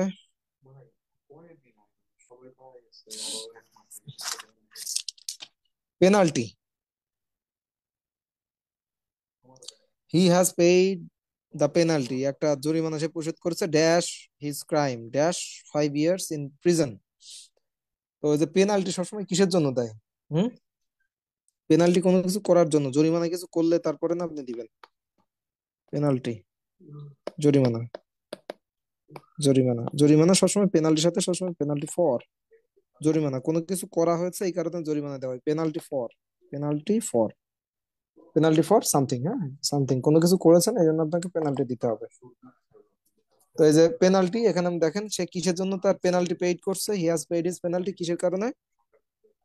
ক্রাইম, হিজ ক্রাইমস, সে ক্রাইম করছিল, অপরাধ করছে, এই কারণে তাকে পেনাল্টি দিতে হয়েছে। তাহলে ফর, আমাদের প্রথম যেগুলোতে ফর আছে সেই অপশনগুলো আমরা কনসিডার করবো। এটাতে অ্যাবাউট আছে, এটা আমরা নিব না। তাহলে ফরের অপশন থাকছে 1 2 3। আচ্ছা, পরবর্তী পার্ট যেটা আছে, হি has paid the penalty for his crime dash 5 years in prison। তাহলে পেনাল্টি সে পরিশোধ করেছে তার ক্রাইমের বিপরীতে, তাহলে কিছু একটা দিয়ে পেনাল্টি পরিশোধ করতে হয়। তো কিছু একটা দিয়ে, আপনি কিছু একটা অন্যায় করেছেন, সে জরিমানা দিয়ে হোক, নিজে জেল খেটে হোক, বা কোনো কিছু একটা মিউচুয়াল করে হোক, অন্য কোনো একটা পণ্য বস্তু যাই হোক, কিছু একটা দিয়ে আপনাকে আপনার পেনাল্টি যেটা সেটা পরিশোধ করতে হয়। এক্ষেত্রে penalty for something with something, পেনাল্টিটা সবসময় কিছু একটা দিয়ে দিতে হয়, দ্বারা বা দিয়ে।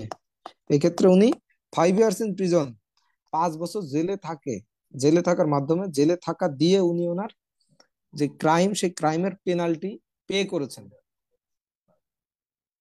এই ক্ষেত্রে উইথ, ফর ফর হচ্ছে না, ফর ইন হচ্ছে না, আমাদের উত্তরটা তাহলে কি দাঁড়াচ্ছে?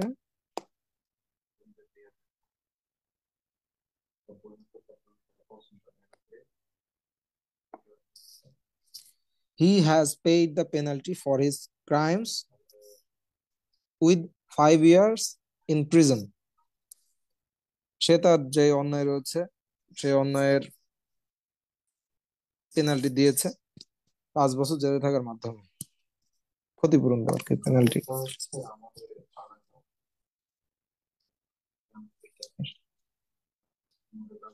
25 নম্বর, our country is committed dash a policy of peace। এখানে পিস এর বিষয়টা হচ্ছে একটু প্রিন্টিং মিস্টেক আছে, পিসফুল কোএক্সিস্টেন্স হওয়া উচিত ছিল এটা, পিস মানে এটা নাউন হবে না, এটা এটা হচ্ছে এখানে হচ্ছে পিসফুল হওয়া উচিত, দরকার ছিল পিসফুল, পিসফুল শান্তিপূর্ণ। হ্যাঁ, অ্যাডজেক্টিভ। তাহলে পুরো সেন্টেন্সটা কি দাঁড়াচ্ছে? Our country is committed dash a policy of peaceful coexistence. আমাদের দেশ মানে শান্তিপূর্ণ সহাবস্থানের কমিটেড, মানে প্রতিশ্রুতিবদ্ধ। তো এই একটা প্রিপোজিশনাল ফ্রেজ রয়েছে, এটা একদম সবসময় মানে একদম স্ট্রিক্ট, একটা একটার সাথে এইভাবে বসবে, কমিটেড টু, এটার মানে হচ্ছে প্রতিশ্রুতিবদ্ধ, প্রতিশ্রুতিবদ্ধ, সরি, বদ্ধ, প্রতিশ্রুতিবদ্ধ, কমিটেড টু। মানে ব্যক্তির ক্ষেত্রেও ব্যক্তি হতে পারে, ব্যক্তির ক্ষেত্রে কমিটমেন্ট সচরাচর ব্যক্তির ক্ষেত্রে আসে, বস্তুতে তার কমিটমেন্ট দিতে পারে না। তো committed, he is committed to her, সে তার প্রতি প্রতিশ্রুতিবদ্ধ। তার মানে সে মানে মেয়ে যেটা, সে মেয়ে যিনি তিনি ধরেই নিয়েছেন যে ওই ছেলে ওনার কনসার্ন ব্যতি রেখে এমন কিছু করবে না যেটা ওনার জন্য হার্মফুল, ক্ষতিকারক ইত্যাদি। তো এখানে আমাদের দেশকে উল্লেখ করা হয়েছে, বা একটা সেন্টেন্স স্পেসিফিক দেশকে দেখানো হয়েছে। আওয়ার কান্ট্রি ইজ কমিটেড, এখানে টু যেহেতু, তো এখানে আমরা টু দিব, committed two, committed two. Our country is committed two A policy of peaceful coexistence. আমাদের দেশ শান্তিপূর্ণ সহাবস্থানের নীতিতে প্রতিশ্রুতিবদ্ধ। ঠিক আছে, committed two, always committed two. ওকে, 25, 26।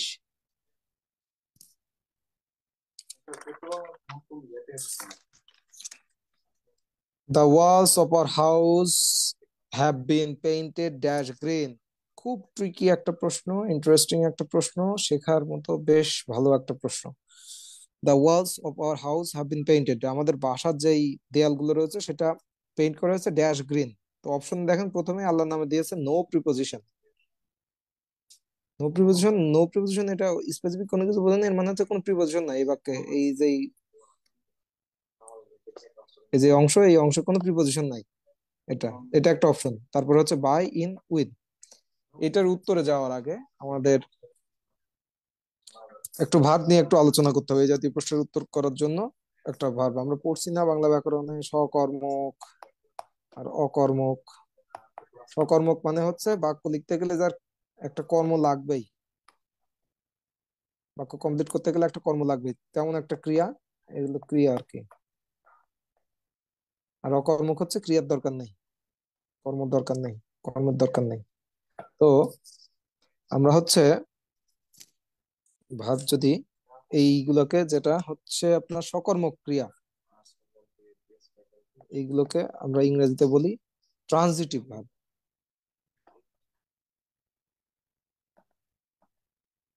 Transitive verb. আর যেটা অকর্মক এটা হচ্ছে ইনট্রানজিটিভ, ইনট্রানজিটিভ, ট্রানজিটিভ, অকর্মক। হ্যাঁ, যেহেতু সকর্মক ভার্ব, মানে এই ট্রানজিটিভ ভার্ব থাকতে তার একটা কর্ম লাগবেই, কর্ম মানে হচ্ছে অবজেক্ট, অবজেক্ট, একটা অবজেক্ট বা অবজেক্টিভ যেটা, সেটা লাগবেই, অবজেক্টিভ লাগবেই, একটা অবজেক্টিভ তার প্রয়োজন, এটা না হলে হবে না। তাহলে এই যে ট্রানজিটিভ ভার্বের উদাহরণ কি হতে পারে? ট্রানজিটিভ ভার্বের উদাহরণ হচ্ছে get, help, know, paint, need, etc আর কি, মানে অনেকগুলো আছে, এগুলো হচ্ছে সকর্মকের উদাহরণ। আর ইনট্রানজিটিভের, মানে ইনট্রানজিটিভ যেটা, এটার উদাহরণ হাজার হাজার আছে, এটার উদাহরণ কম। ট্রানজিটিভে একটু ভার্বের সংখ্যা কম, ইনট্রানজিটিভ ভার্বের সংখ্যা বেশ বেশি। এটা হচ্ছে, আমরা একটা উদাহরণ এখানে লিখে রাখলাম, জাম্প। এখন আমরা এই দুই জাতীয় যে ভার্ব আছে, ভার্ব দিয়ে আমরা একটু ইয়ে লিখবো, বাক্য লিখবো।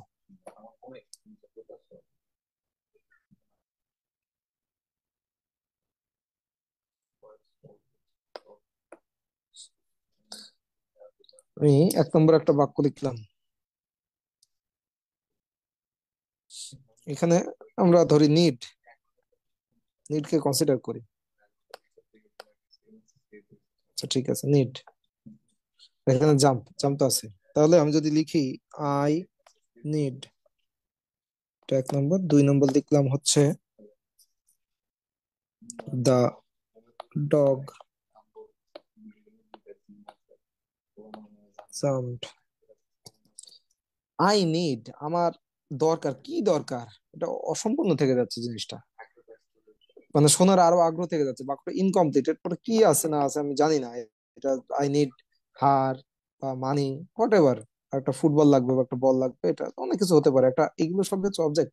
একটা অবজেক্ট না হলে এই যে নিড, নিড ফাংশন করতে পারছে না, সে incomplete, that is why transitive verb, এটা হচ্ছে সকর্মক, এর একটা কর্ম লাগবে, এটা একটা কর্ম। বাট আমি যখন বলছি দা ডগ জাম্পড, কুকুরটা লাফ দিল, তো এরপরে কোথায় লাফ দিল না দিল এটা শুনলে হয় না শুনলে হয়। হ্যাঁ, এটা যে প্রয়োজনই একটা অবজেক্ট, যে প্রয়োজন, এটা ম্যান্ডেটরি না। এই জাতীয় ভাবটা এটা হচ্ছে ইনট্রানজিটিভ, অকর্মক, অবজেক্ট লাগে না, অবজেক্ট বাদেই তারা ইয়ে প্রকাশ করতে পারে, মানে প্রকাশ করতে পারে। তো আমাদের এইখানে এই জাতীয় একটা বাক্য দিয়ে একটু চেক করার চেষ্টা করা হয়েছে যে আমরা আসলে বিষয়টা ধরতে পারছি কিনা। দেখি, the walls of our house have been painted, আমি যদি এই অংশটা না দিতাম, টোটাল এই অংশটা যদি আমার না থাকতো, তাহলে কিন্তু হতো, তাই না? The walls of our house have been painted, আমাদের ঘরের যতগুলো ইয়ে আছে, দেয়াল আছে, সব রং করা হয়েছে। কি রং করা হয়েছে না হয়েছে, হু গিভস এ শিট, আসলে এটা না শুনলেও চলে, শুনলেও চলে, না শুনলেও চলে, না শুনলেও যে খুব ক্ষতি হয়ে যাবে তা কিন্তু না, হ্যাঁ।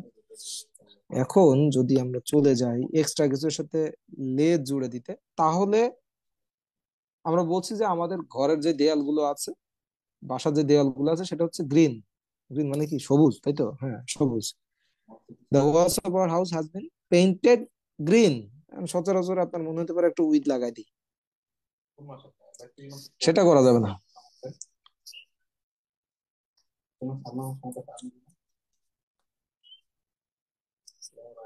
ট্রানজিটিভ ভার্বের পর পর অবজেক্ট বসবে, এর মধ্যে কোনো প্রিপোজিশন টিপোজিশন কোনো কিছুর খেলা নাই, সরাসরি ট্রানজিটিভ ভার্ব, সকর্মক ক্রিয়া যেটা, মানে ভার্বের পরেই, ভার্ব শেষ হওয়ার পরেই ইমিডিয়েট একটা অবজেক্টিভ, অবজেক্টিভ বসবে। তো তাহলে গ্রিন এখানে হচ্ছে অবজেক্টিভ। উত্তরটা কি হওয়া উচিত? The walls of our house have been painted green, আমাদের বাড়ির যেই দেয়ালগুলো রয়েছে সেটা সবুজ রং করা হয়েছে। শেষ। তাহলে আমাদের উত্তর কি হওয়া উচিত? নো প্রিপোজিশন, এক্ষেত্রে কোনো প্রিপোজিশন হবে না, এটাই হচ্ছে উত্তর, সঠিক উত্তর। ওকে, আমরা বুঝলাম, প্রিপোজিশন বুঝতে গিয়ে ট্রানজিটিভ ইনট্রানজিটিভ ভার্ব একটু বুঝলাম। পরবর্তী প্রশ্নে যায়, এটা জরুরি, হ্যাঁ, এগুলো খুব ট্রিকি কোশ্চেন, পরীক্ষাতে এই জাতীয় কোশ্চেন খুব বেশি দেয়।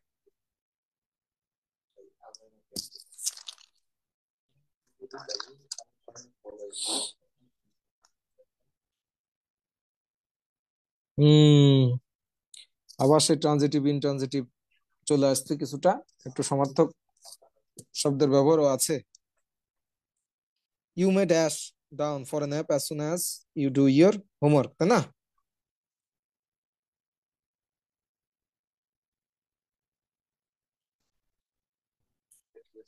আমরা কি বলছিলাম যে, লাই, এটা লাই ডাউন, এলাই হ্যাঁ হ্যাঁ হ্যাঁ, লাই লাই ডাউন হবে, এটা আমরা এই যে আগে যেটা পড়লাম সেটা আমাদের দেখেন খুব ভালোভাবে হেল্প করবে, যে ট্রানজিটিভ ইনট্রানজিটিভ হেল্প করবে। আচ্ছা, আমরা যদি এখানে ট্রানজিটিভ আর ইনট্রানজিটিভ একটা ঘর কাটি, এটা ট্রানজিটিভ আমরা ধরলাম, আর এটা হচ্ছে ইনট্রানজিটিভ। ইনট্রানজিটিভ, এখানে লাই আর লে, এই দুটা তো আমরা এই যে মেয়ে যেহেতু আছে, মেয়ের পরে হচ্ছে সাবজেক্ট ভার্ব এগ্রিমেন্ট অনুযায়ী এই দুটা ফর্ম বসবে না, এই দুটো আমরা আগেই কেটে দিলাম, আমরা জাস্ট লে আর লাই চলে যাই। লাই মানে কি? লাই যখন নাউন হয় তখন নাউন বা ভার্ব দুটার ক্ষেত্রে মিথ্যা বলা হতে পারে, আবার কি হতে পারে, বিশ্রাম ও করা, আছে। শুয়ে পড়া, শুয়ে পড়া বিশ্রাম করা, এটা তো বোঝাতে পারে, তাই না?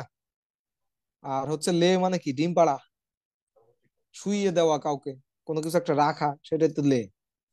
এখন বলেন তো দেখি, বা কি হতে পারে, লাইকে আমরা কোথায় দিব, ট্রানজিটিভ না ইনট্রানজিটিভ দিব?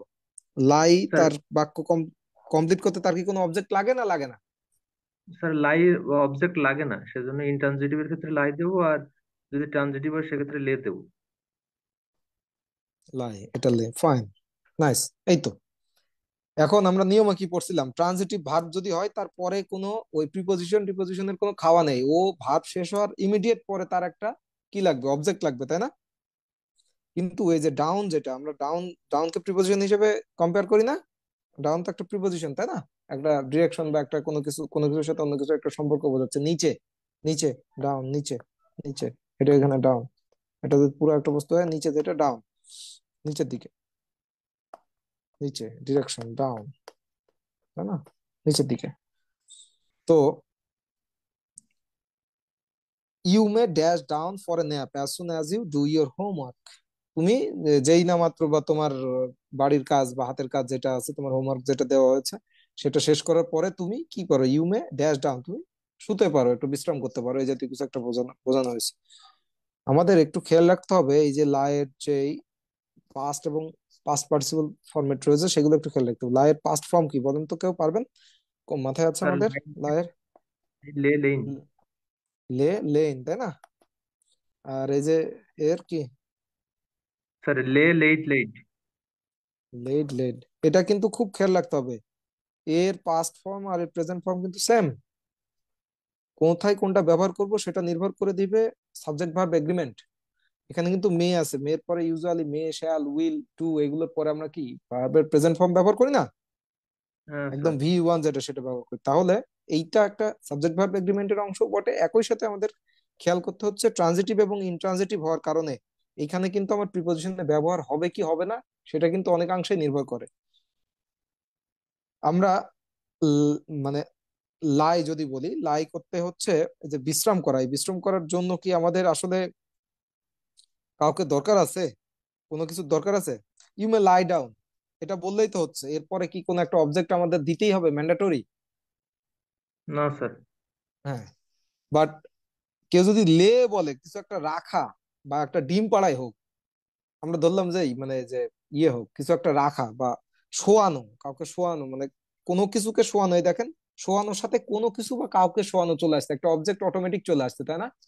বা কিছু একটা আপনি রাখতে যাচ্ছেন, রাখতে গেলে তো কিছু একটা লাগবে, একটা অবজেক্ট লাগবে, তাই না? তাহলে ওইটা হচ্ছে ট্রানজিটিভ ভার্ব। ওই ট্রানজিটিভ ভার্বের ইমিডিয়েট পর পর হচ্ছে আপনাকে একটা অবজেক্ট দিতে হবে, সেক্ষেত্রে প্রিপোজিশনের ওইখানে কোনো স্পেস থাকবে না, প্রিপোজিশনের স্কোপ নেই। আর যদি সেটা ইনট্রানজিটিভ হয়, সেক্ষেত্রে প্রিপোজিশন ভার্বের পর আপনি ব্যবহার করতে পারবেন। লাই ডাউন মানে, মানে কি, লাই ডাউন, শুয়ে পড়া, তাই না? শুয়ে পড়া স্যার না, শুয়ে পড়া। আমাদের উত্তরটা তাহলে কি হবে, লাই ডাউন। শেষ করে দেখায়,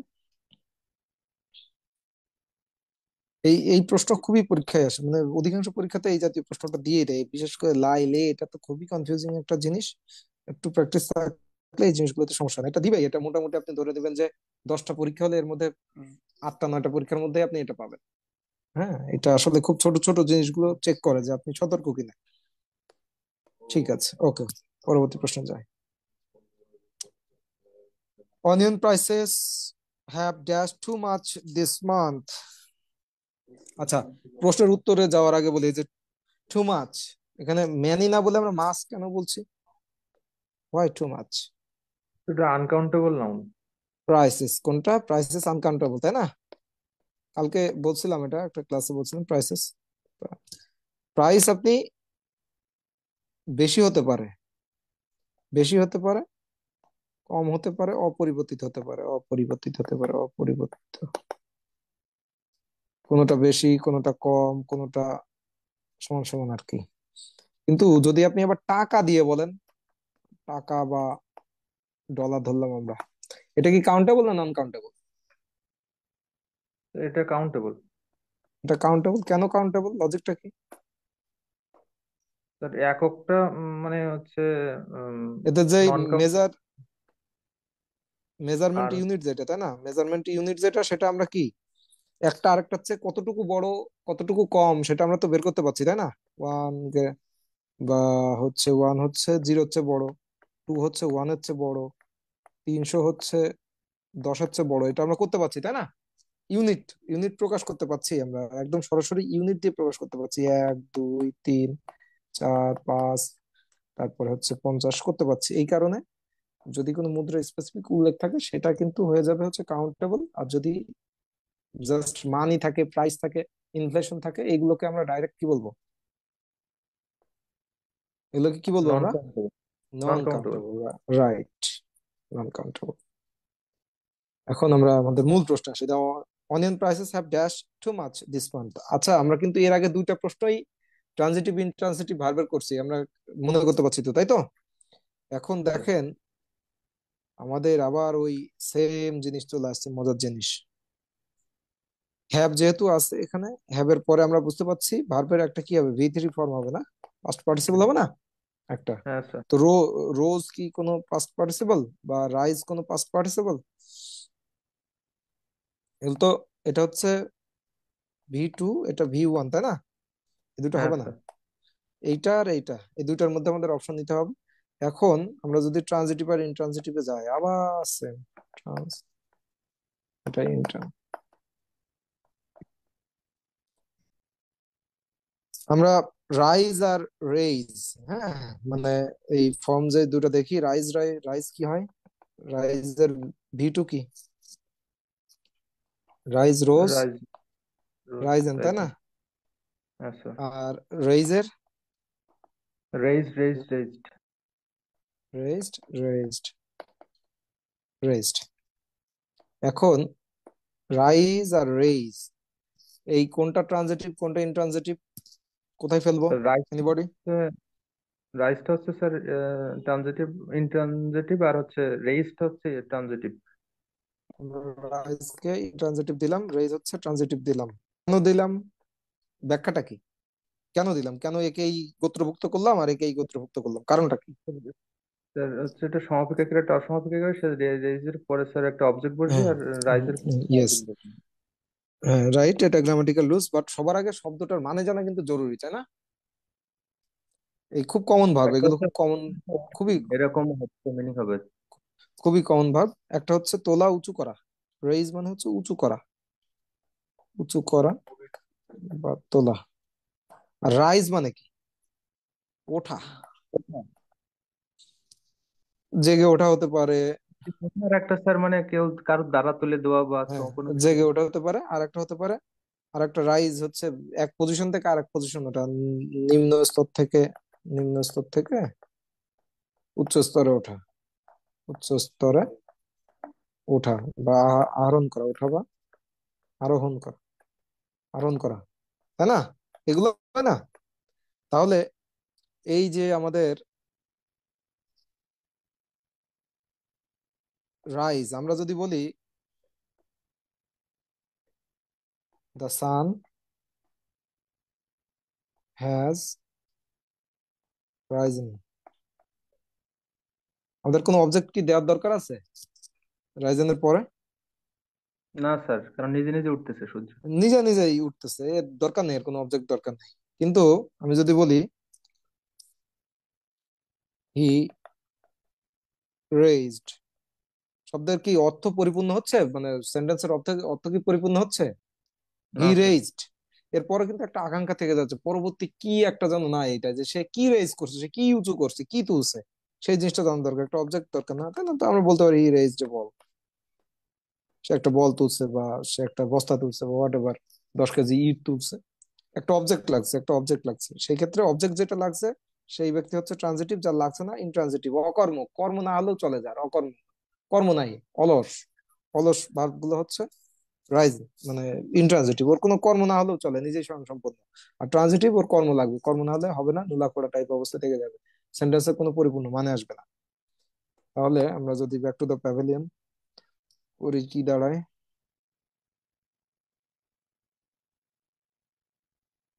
অনিয়ন প্রাইস, তাই না?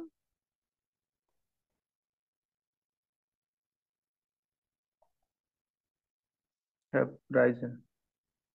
অনিয়ন প্রাইস তো এমনি এমনি বেড়ে গেছে, অনিয়ন প্রাইস কি আমার আপনার বানানো লাগছে? মার্কেটের যে ন্যাচারাল ফাংশন, সেই ফাংশন অনুযায়ী প্রাইস বাড়ে, প্রাইস কমে, তাই না? ইকোনমিক্সের সূত্র অনুযায়ী, বাজার নীতি অনুযায়ী প্রাইস বাড়ে কমে, সূর্য ওঠে নামে, হ্যাঁ, বেলা ছোট হয়, বেলা দীর্ঘ হয়, হ্যাঁ, আমি ঘুম থেকে উঠি, আমি আবার ঘুমাই, এটা আমি আমার নিজের ইচ্ছাই করি, এটার জন্য অবজেক্ট দরকার নাই। তাহলে প্রাইসেস হচ্ছে Ryzen, prices, the onion prices have Ryzen, এটা হচ্ছে আমাদের উত্তর হবে রাইজেন, যেটা না, রাইজেন। ওকে, পরবর্তী প্রশ্ন। হি suffered from the dash that he was another Napoleon, শব্দার্থ, শব্দার্থ, সাফার ফ্রম এটা কিন্তু একটা প্রিপোজিশনাল ফ্রেজ, হ্যাঁ, সাফার ফ্রম যেটা এটা প্রিপোজিশনাল ফ্রেজ। সাফার ফ্রম, ভোগা। ইলিউশন। ভোগা, হ্যাঁ।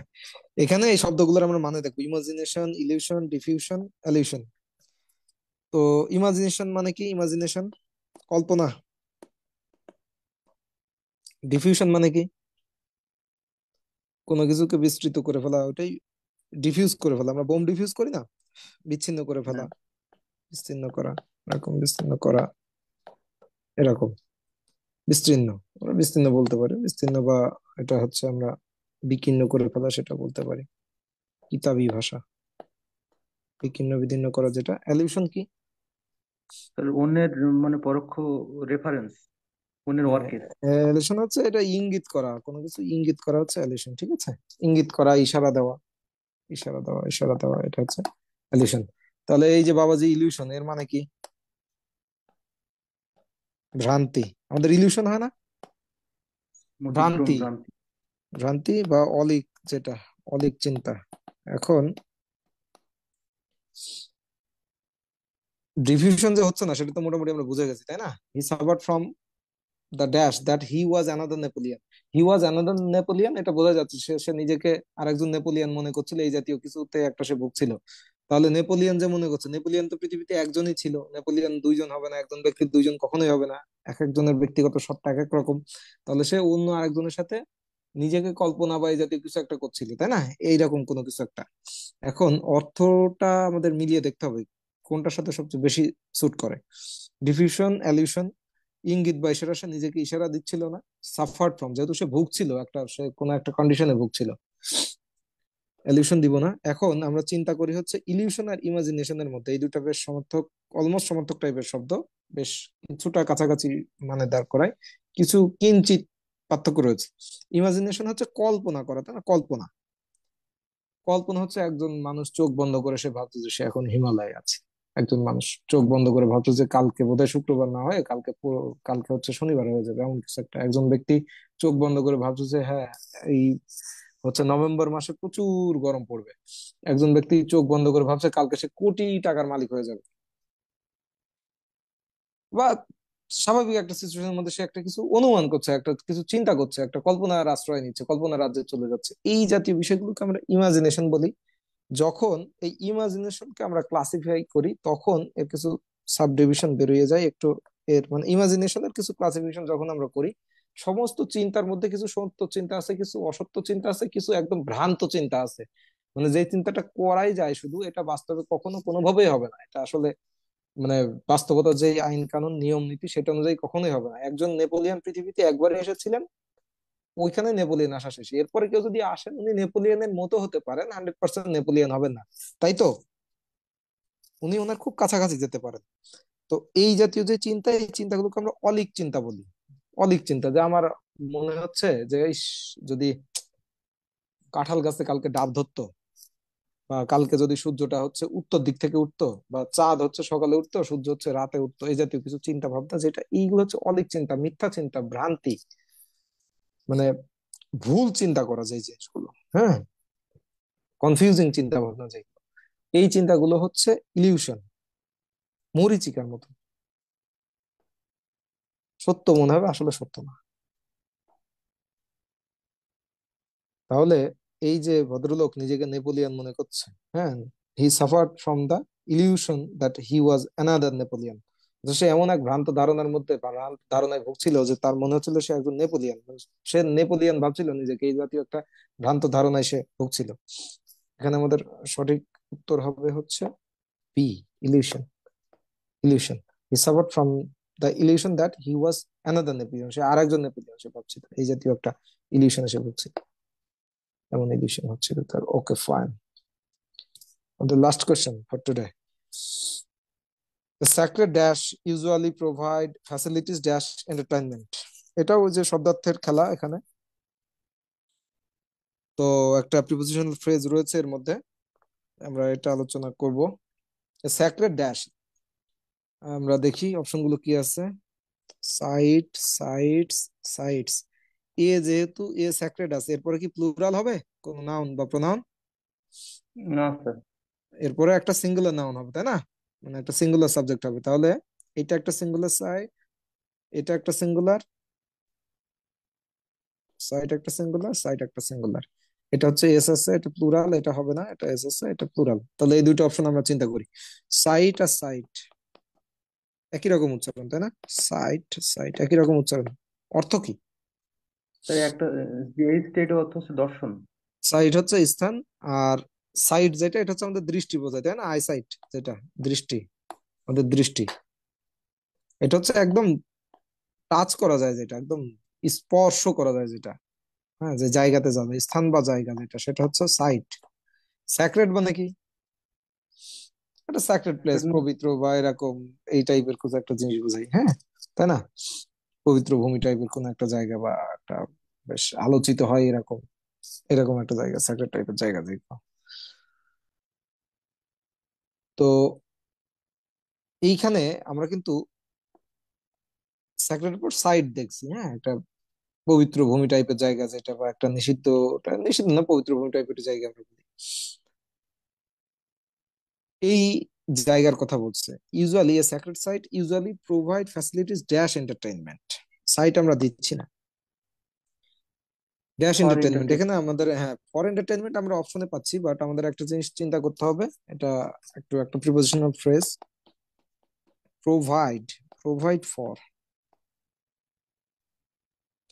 প্রোভাইড ফর, হ্যাঁ, এটা হচ্ছে প্রিপোজিশনাল ফ্রেজ। এটা হচ্ছে, এর মানে হচ্ছে সবসময় সরবরাহ করা, সরবরাহ করা। Provide something for, provide something, হ্যাঁ, provide something, provide for something.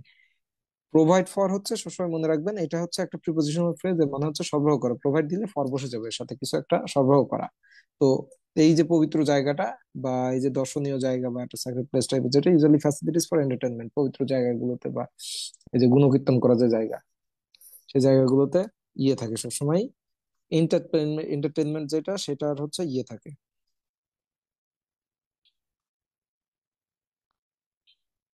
পবিত্র ভূমি বা এরকম পবিত্র জায়গা বা স্থান যেগুলো, এইসব জায়গাগুলোতে সবসময় স্যাক্রেড, স্যাক্রেড পবিত্রই বোঝানো হয় সবসময়, পবিত্র জায়গা যেগুলো সেগুলোকেই বোঝানো হয় স্যাক্রেড প্লেস।